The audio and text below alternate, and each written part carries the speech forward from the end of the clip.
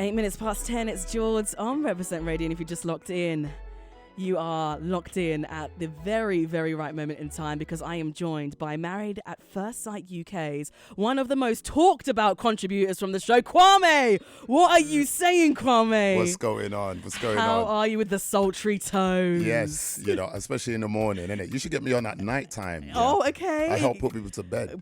And Kwame, come on. We haven't even hit watershed just yet. So I would say that you are probably one of the most kind of like prolific people that we had on the show this year. Okay. But for those that are unfamiliar with Married at First Sight UK, I mean, the name itself pretty much says it all. Right. But talk to me about the experience. Yeah, it's an amazing experience. You know, you go on there, you meet your partner at the aisle, a complete stranger. For the groom, you turn around and you see your bride, and the bride, she sees the back of your head first. And then you turn around, and what you would hope there is there's an initial like chemistry. Just an instant spark.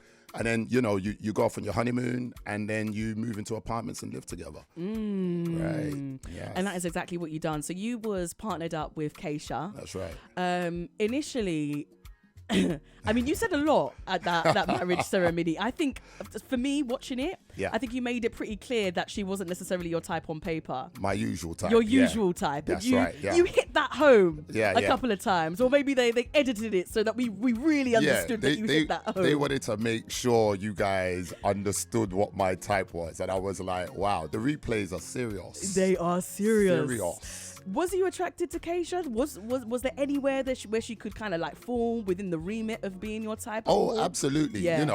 Dating, I've dated women of all shapes and sizes, colors, ethnic origin, you name it, but the experts make a very clear point of asking you specifically, I mean, do you not date white women? Do you not that? Yeah. And look, at the end of the day, they want to find out.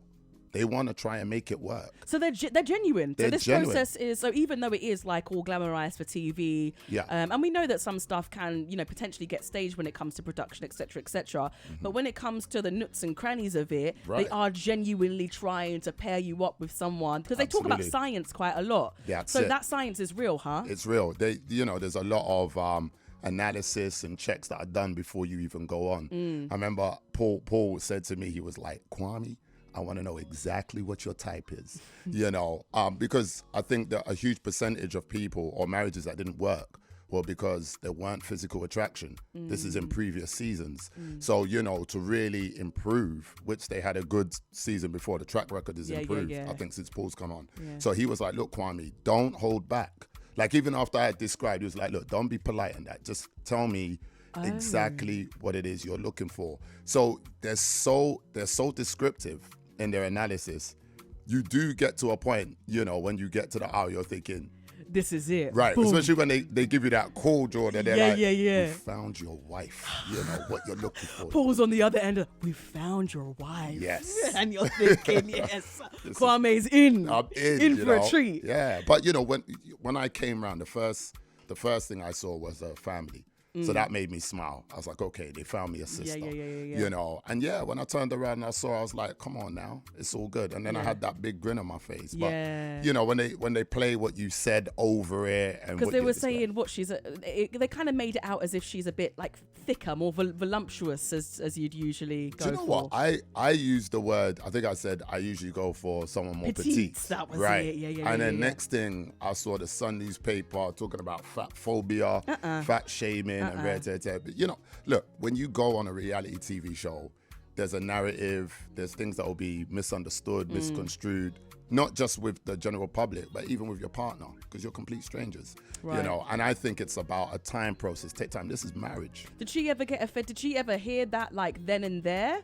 Did she ever get offended? Did you have those discussions? Or? Listen, straight away, we started talking and you notice she also said to me that, you're not her usual type. You're a bit smaller, not as tall. And she was descriptive. I think she said 6'3", 6'4", West African, but ideally Nigerian, a bigger guy. So when she saw, and I think that's what Married at First Sight is about. It's more about finding what you actually need, as opposed to focusing so much on what you want. Yeah. That's what builds a marriage, man. 100%.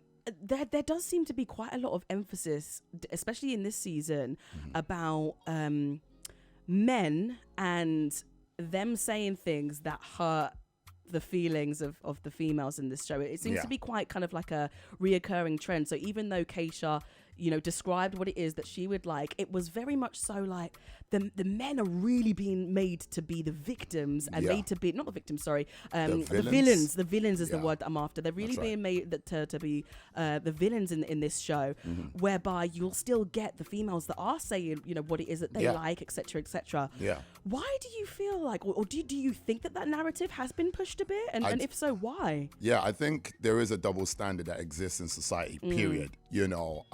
I mentioned it at the table with Jonathan, and don't get me wrong, me and Jonathan, we have conversations. We were talking this morning, and we everyone says things that are out of context, and it's about learning, growing, and taking the feedback, but I do, the discussion we had at the table was that he was saying things that were taken aback, but all I was highlighting is let's not talk about right and wrong. Let's talk about the fact that men receive it too. Women do also say things to men. So the classic example is with Keisha and I described what I usually go for, and so did she, but it was more emphasis was on Kwame doesn't like Keisha. Yeah. No one said a thing about, she said her friend said, family's small. She said he's a bit small. There's not size shaming or size phobia or anything like that. Yeah. So I do think there's a double standard. And that's what I like, jourds, is highlighted topics for discussion. Facts, 100%. And I think especially when we're trying to talk about, equality and making sure that things are fair, I do think that if we're going to sit there and highlight you saying this, that, and the other, then we're also, highlighting. But the thing that I do really like about kind of like, I suppose, yourself and the way that you put things forward is it's never with any malice. You're not putting somebody down. Right. I have to bring up Jonathan, an episode that I watched, I think, towards the back end of last week. He was comparing, thick thighs to tree trunk legs.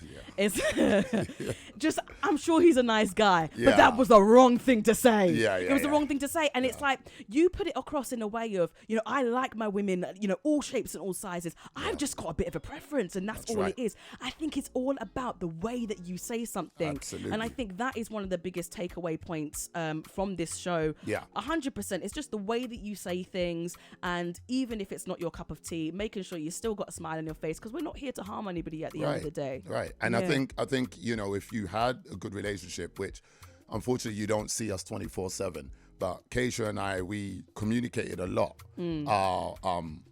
every week in the apartments. So a lot of the things that were said, we've said privately. Okay. So, for me, I always felt like, look, okay, we spoke about this, because I never wanted her to be in a situation, like Jenna and Zoe. Yeah. Jenna got upset because she felt, I've never heard this before. This is the first time I'm hearing it. Right. Yeah. So I always made sure, look, let's have an open communication. So everything I say, you've heard privately. Yeah. And it's not a shock. So open honesty. Was there any game playing involved? Because I don't know. I just watching it. Yeah. I felt like I could tell early on that there wasn't that chemistry between you and Keisha. There wasn't. I don't know from the outsider looking in whether you actually liked her. Right. The thing for me is the way. Don't give me no smooth talking. I want to hear the facts. No political answers. No political answers. Yeah. We're not on the show now. I love it. No, do you know what? Initially when I met Keisha, I was like, this is a very attractive woman. She's a good woman and that. But I went into the show like I dated beautiful women all the time. Very attractive, beautiful women. You see them on Gram, it's like, God damn. But it's more about your vibe, your character. I hold deep value in how you make me feel. Are you my peace? And so I can't find out that in 1 day, 7 days, even maybe 14 days. It depends on how it goes. So I just was like, before I get excited, I run away with anything. Let me get to know you properly. I want to know who you are, because physical is one thing, but personality and that. Who are you as a person? Yeah. And if we're talking about marriage and we're going to make this work, because it's not an easy experiment. It's designed to be quite tough.